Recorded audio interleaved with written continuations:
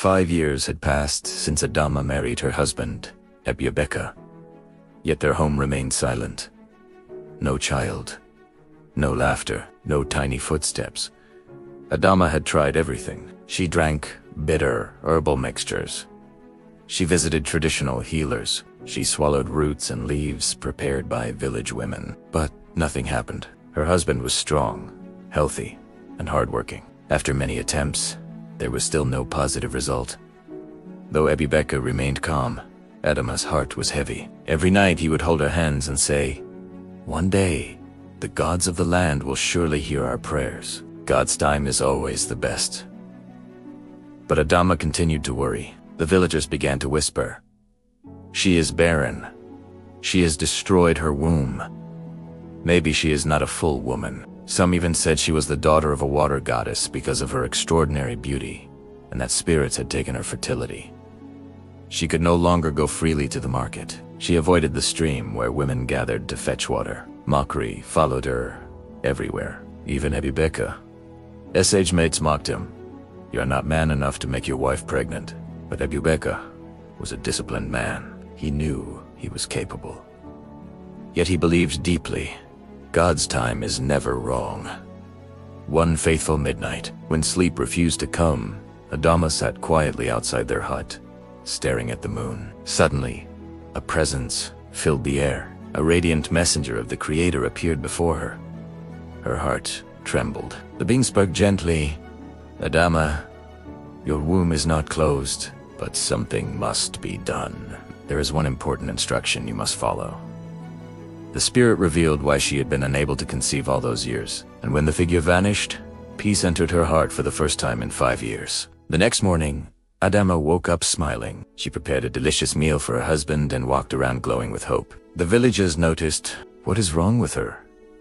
Why is she suddenly happy?" When Ebiabeka returned from the farm, Adama told him everything. He listened carefully, and for the first time, his eyes shone with expectation.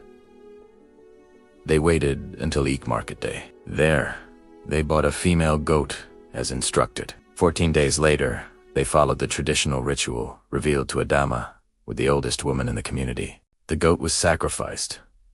Incantations were spoken. The blood was rubbed around Adama's waist, symbolizing the opening of her womb. And the old woman declared, "Your womb is now open. You shall conceive." Not long after the ritual, Adama conceived. But the villagers mocked her again. "She has put a calabash inside her stomach. She is pretending." They counted her days, waiting, watching, whispering. Yet Adama remained calm, and Ebiabeka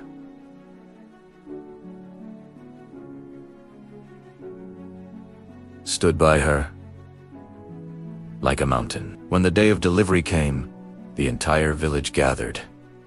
And that day, Adama gave birth, not to one child, but to twins. A baby girl and a baby boy. The same villagers who mocked her stood astonished. Silence fell across the land. The barren woman had become the mother of double blessings. Delay is not denial.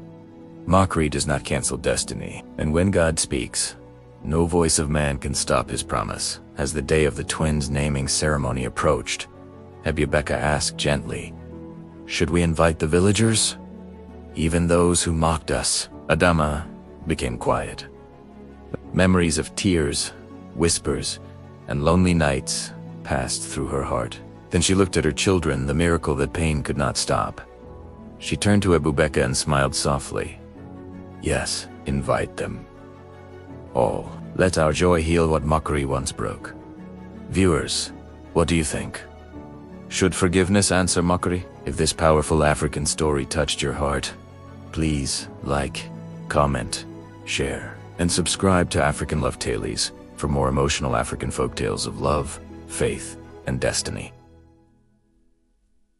And don't forget, part 4 is coming soon.